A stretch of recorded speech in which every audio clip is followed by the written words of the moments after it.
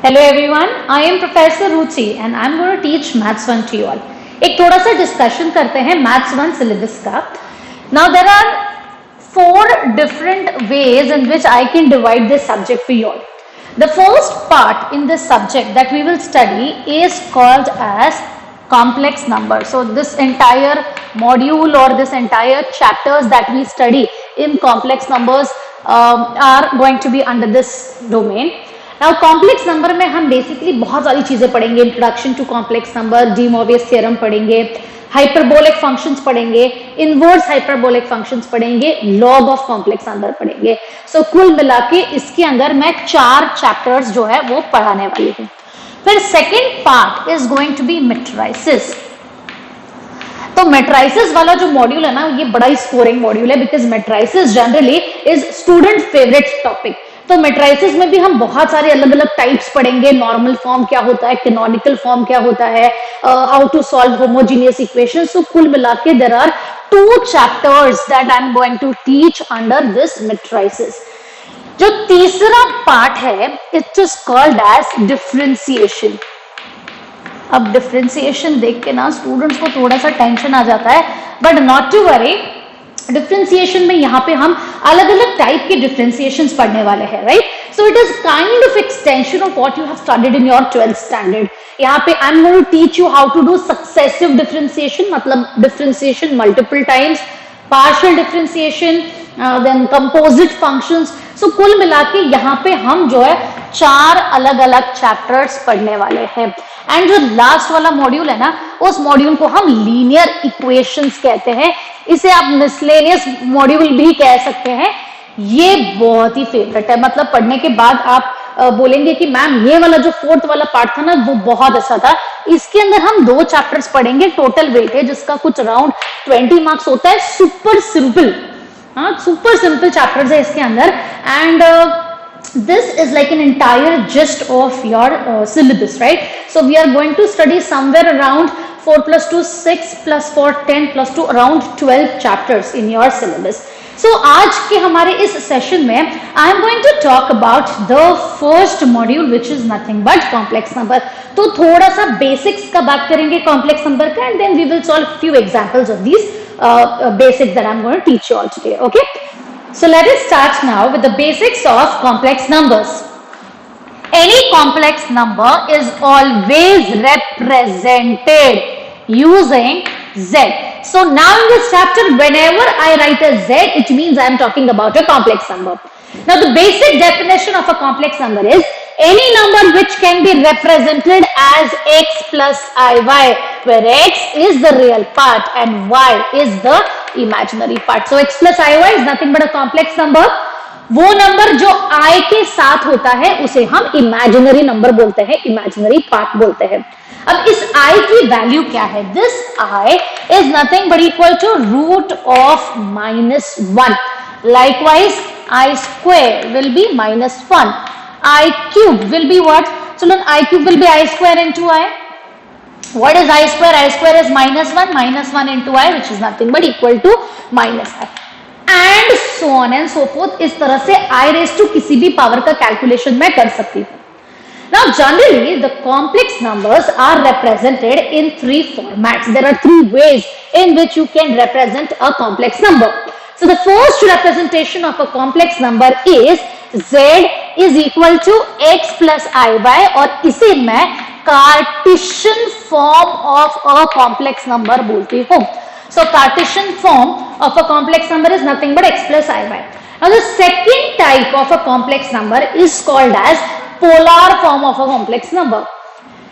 जैसे ही बात कार्टेशियन की होती है x और y आता है, तो जैसे ही बात पोलर की होती है, the 2 वेरिएबल्स जो हमारे दिमाग में आते हैं that is r and theta.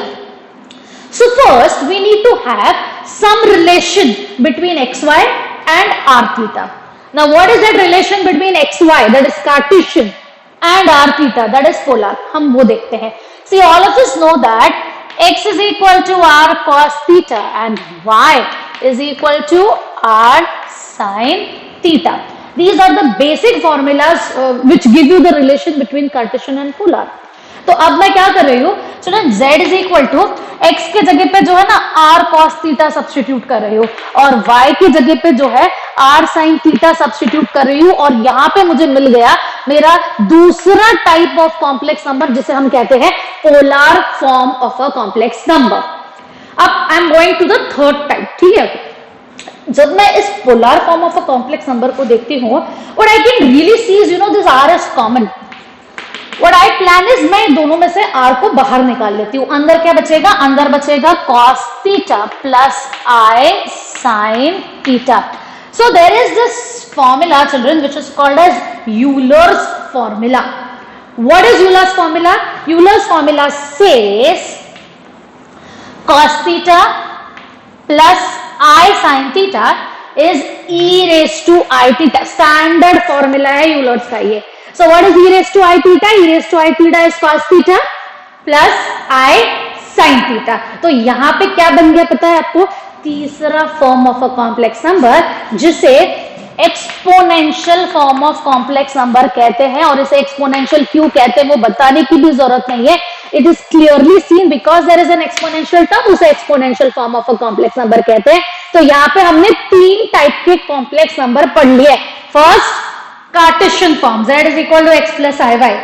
Second, polar form z is equal to r cos theta plus ir sin theta. And third, exponential form of a complex number which is z is equal to r e raised to I theta. ठीक है। Now आप बोलेंगे ma'am ठीक है ये तो समझ में आ गया, लेकिन ये r और थीटा नई चीज है, ये r और थीटा के बारे में आपने कुछ बताया ही नहीं। सो ये r और थीटा जो मैंने यहाँ पे इंट्रोड्यूस किया था ना, मैं उसके बारे में यहाँ पे थोड़ा सा बात करती हूँ। Children this r is called as modulus, mod कहते हैं इसे, मॉड्यूलस कहते हैं। फॉर्मूला क्या है इस r का, it is root of real part का स्क्वायर प्लस इमेजिनरी पार्ट का स्क्वायर। ऑलवेज मॉड, हम सबको पता है ये मॉड मतलब modulus is root of real square plus imaginary square. ये तो हो गया जनरल फॉर्मूला। अब अगर स्पेसिफिक फॉर्मूला चाहिए, मतलब ये जो कॉम्प्लेक्स नंबर है इसके लिए स्पेसिफिक चाहिए, तो व्हाट इज r, कैन ऐसे उसको देख के r is x square plus y square. Real मेरा x था, इमेजिनरी मेरा y था, तो r क्या हो गया, root of x square plus y square हो गया। ठीक है, सो ये हो गया मेरा r। दूसरा था हमारा थीटा, जैसे r को मॉड्यूलस कहते हैं वैसे थीटा को क्या कहते हैं, थीटा को एंगल कहते हैं, एम्पलीट्यूड कहते हैं, बहुत नाम है इसके है ना, एक और नाम है आर्ग्यूमेंट कहते हैं। So this theta is either called as angle और एम्पलीट्यूड और आर्ग्यूमेंट, तीनों नाम इसलिए बता दिए बिकॉज एग्जामिनर कुछ भी पूछ सकता है। तो इसका फॉर्मूला क्या हुआ, इसका जनरलाइज फॉर्मूला लिखिए children, it is tan inverse of IP upon RP, मतलब imaginary part upon real part. ये तो हो गया जनरल फॉर्मूला। स्पेसिफिक फॉर्मूला इसका क्या होगा, tan inverse of what is my imaginary part, very good, y upon real part is x। तो यहाँ पे हमने दो बहुत ही इंपॉर्टेंट फॉर्मूलाज पढ़ लिए children, r is root of x square plus y square, theta is tan inverse of y by x। तो ये था बेसिक्स जो मुझे चैप्टर स्टार्ट करने के लिए लगने वाला है। ठीक है, so now very quickly let us see the numericals based on this concepts. Alright children, so looking at the first example now, तो suppose sum कुछ ऐसा है, find the modulus and argument of 1 by 2 plus I into root 3 by 2. So 1 by 2 plus I into root 3 by 2 किस type का complex number है, it is Cartesian form of a complex number. इससे मुझे क्या निकालना है, मॉड्यूलस मतलब r और आर्ग्यूमेंट मतलब थीटा निकालना है। So what is the very first thing that I do in the sum children is 1 by 2 plus I into root 3 by 2 को हम कंपेयर करेंगे x plus iy के साथ, कार्टेशियन है ना, तो x plus iy के साथ कंपेयर करेंगे। Now बीच में इक्वल टू है, यहाँ पे कॉम्प्लेक्स नंबर है, राइट हैंड साइड पे भी एक कॉम्प्लेक्स नंबर है। Comparison is always real to real, imaginary to imaginary. So what is the real part on both the sides, x is 1 by 2, and what is the imaginary part that you can see on both the sides, y is equal to root 3 by 2. So मेरा x और y ready है। अब find out क्या करना है, find out हमें यहाँ पे मॉड्यूलस करना है, मतलब r करना है। r का फॉर्मूला क्या सीखा है, root of x square plus y square सीखा है। So r is root of x का स्क्वायर, ये मेरा x है, 1/2 का स्क्वायर प्लस √3/2 का square, which is nothing but equal to 1/2 का square is 1/4 and this is going to be 3/4. Children, 1/4 plus 3/4 is 4/4 and root of 1 is equal to 1. तो यहाँ पे मुझे मिल गया मेरा modulus which is nothing but equal to 1. Very simple calculation. Now coming to the next part, apart from modulus हमें क्या चाहिए? Argument चाहिए. Argument माने theta. So argument, that is theta, and you remember the formula of theta that we studied some time back, which is equal to tan inverse of y by x. So theta is tan inverse of, ढूंढो भाई क्या है? y is √3/2. x क्या है? 1/2. ये 2 जो है दोनों में कैंसिल हो जाएगा. हमारे पास क्या बचेगा? Theta is tan inverse of √3 बचेगा. I am sure all of you know this. नहीं भी पता है तो इंजीनियरिंग में हमारा जो साइंटिफिक कैलकुलेटर है सिर्फ tan इनवर्स ऑफ √3 डाल के इक्वल टू द बनाए आंसर आ जाएगा. So what is tan inverse of √3 children? 60 degrees. So 60 I will write as π/3. We can also write it as 60 degrees. तो ये रहा हमारा theta ready. So very simple example, हमने सिर्फ r और थीटा का जो फॉर्मूला पढ़ा था उसे यूज किया है. So children, this was just the start of the chapter. Maths 1 बहुत ही इंटरेस्टिंग सब्जेक्ट है, बहुत ज्यादा मजा आता है पढ़ने में. हम यहाँ पे बहुत ज्यादा न्यूमेरिकल्स भी सॉल्व करते हैं. So for more such similar videos please like and subscribe our channel.